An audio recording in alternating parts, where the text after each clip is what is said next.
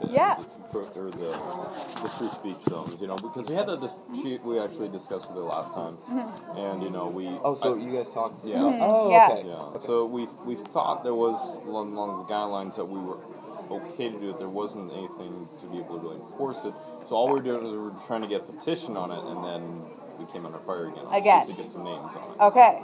So public safety will always go up to someone handing anything out on a campus, just to ensure they're not, again, that students have access to educational buildings, have access to stairwells, bathrooms, things as simple as water fountains. To ensure they're able to access all these things, as community college would have to be completely open to the community, free of harassment. At the same time, free speech zones are highly problematic and highly contested on this campus, for your campuses all around. So a petition, you are completely in your rights.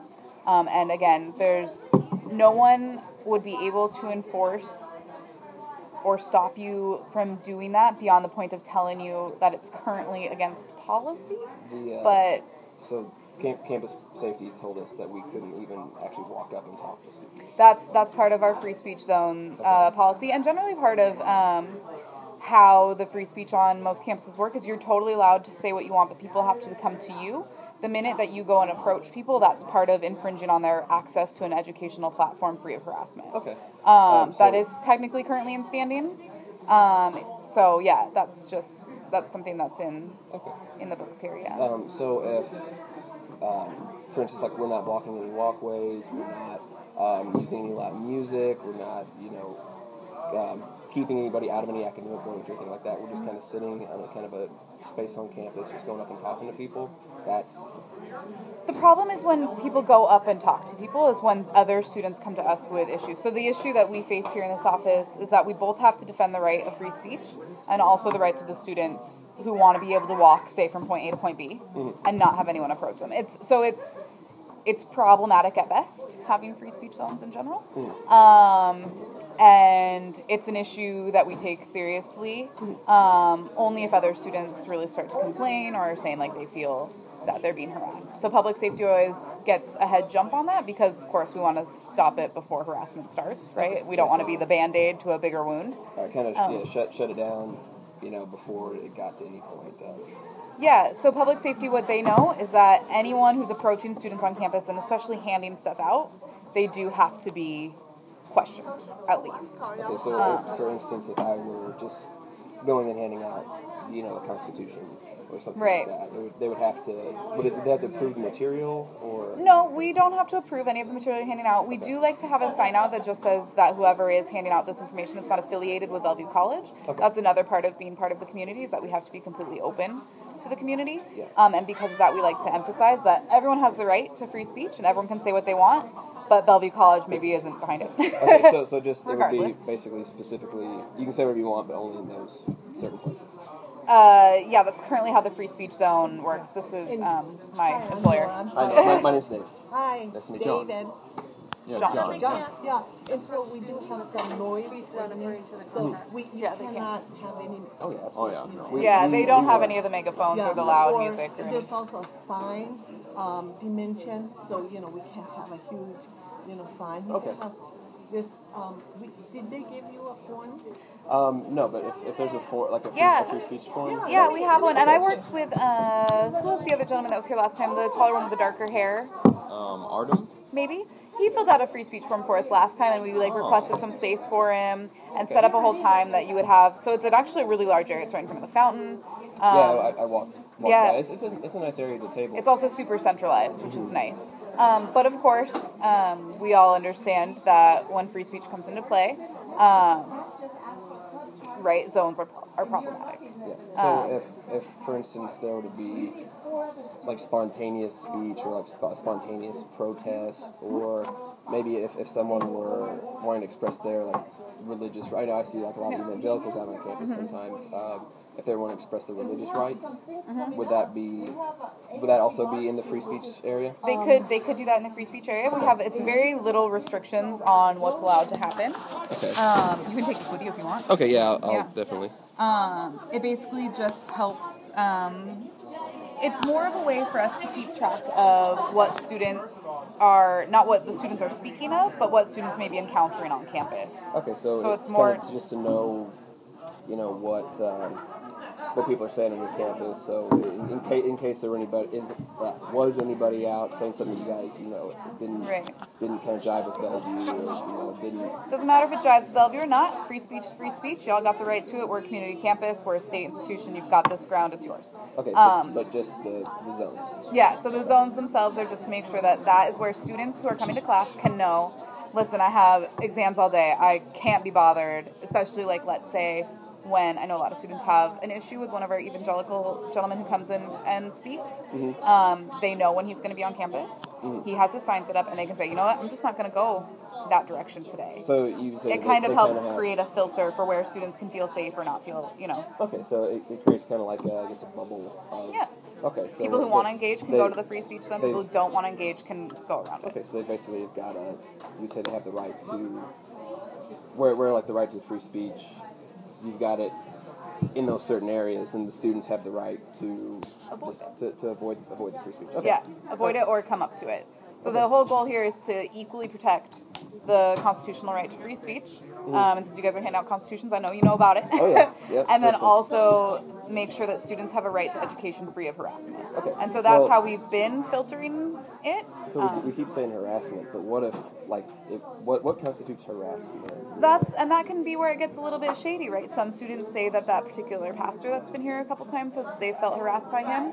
Technically, if he does not approach them, if they choose to engage with him, we can't say it was harassment right off the bat. Okay. So it's anything that can disturb their education, including feeling unsafe on campus, including feel like they don't have access to stairwells. Again, things I mentioned. Access to actual physical buildings. We would never block. Yeah, any kind of. Yeah. Also, sometimes certain students feel more physically threatened than others when it comes to size, stature, or whatever. Like that can also impact students. So it's just something. Okay. It's okay. What group are you? Young Americans for Liberty. Oh. Okay. Yeah, we're concerned with civil liberties, things like that. So it's definitely this is right up your alley. Exactly. You don't provide anything, so if you have to bring your tent and table, you have to bring that. Oh yeah. We wouldn't. Yeah, we would stuff cannot like that. provide any. Yeah. We've definitely got all that. And we cannot pay for your parking. You have to pay for your own parking. Oh yeah, absolutely. We pay for all of our stuff. So yeah, it's first come, first served. Okay. And right now it's being reserved, this one, for ASG. Okay. For the first 3 days. If how far out in advance do I need to fill one of these out? Some days it's available that day. The best thing to do is just check with the front desk and see when the zones are available. You're supposed to give us 48 hours notice. Okay. But also, we can the sometimes other work thing with it. is, We have to fill these out each time we do it, or We can also set up repeating ones as well. Okay. And the front desk keeps them on file. when there's no school. So, we can help keep So- that I know on file we for had some you. people who did way in advance, but it was during break, or it was maybe a college issues day, no students, just staff, and we're busy going from workshop to workshop. So our academic calendar is posted there, so you can do way in advance, but do be careful that it's not a no school day. Yeah, absolutely. So, okay, so just so I know, A to Z here. So we okay, so to use the free speech zones to kind of go out and protest or have the free speech, fill out the form about 48 hours in advance. Yeah. So reserve the space, fill out the form, and then let you guys know kind of what we're going to be doing, what we're going to be talking about. You don't really have to let us know too much information. Yeah. Just as long just as long as it doesn't feel like anybody's being. So the issue is unsafe. approaching students. Okay. Yeah. Okay. So approaching students who are blatantly not coming up to you, yelling. We would never. Again, the loud music, and in fact, you can actually you can increase volume in passing periods. Okay. So, but it's mostly just to ensure that students during classes. That's the sandwich board that just says. One, so we know who you are. Okay. Jehovah's Witness, and then we have that this is not the views of. Do you want to take a picture? Yeah. Sorry. Okay.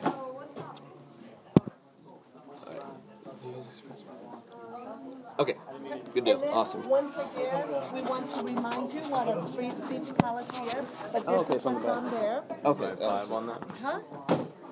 The same. Yeah, no larger than 3. Oh, 3 feet by 5 feet. Okay. Yeah. Awesome. Yeah. That's again just because the physical blockade of it can be. Yeah. And then what we do is we 5 feet. notify public safety for all that, hey, we have a free speech person today, and it's And that means such they and won't such. come be like, what are you doing? Yeah. They know yeah. you're there. Okay. So yeah, as long as So the it's- authorities it's know pretty what's reasonable, up. I Okay. think, you know? Yeah, because we used to, before we had this, they thought it was our college views. And, Yeah. you know, and some of them, you know, were anti certain groups and things. And That's so- kind of irresponsible for them to place the responsibility on the college. That shouldn't, I mean, shouldn't be for that. All right. Well. But yeah, so we don't want to restrict anyone's access to the free speech zone. I do understand what you guys are kind of coming from is that you think the zone itself is problematic. Yeah. And I completely understand that. Okay. So again, like I said, it's our job simultaneously to protect students' access to education and protect students and community access to free speech. So we're just doing our best to do that. But any vocalized discomfort at that is important. We want to hear it, and I think that's critical as part of free speech. Yeah.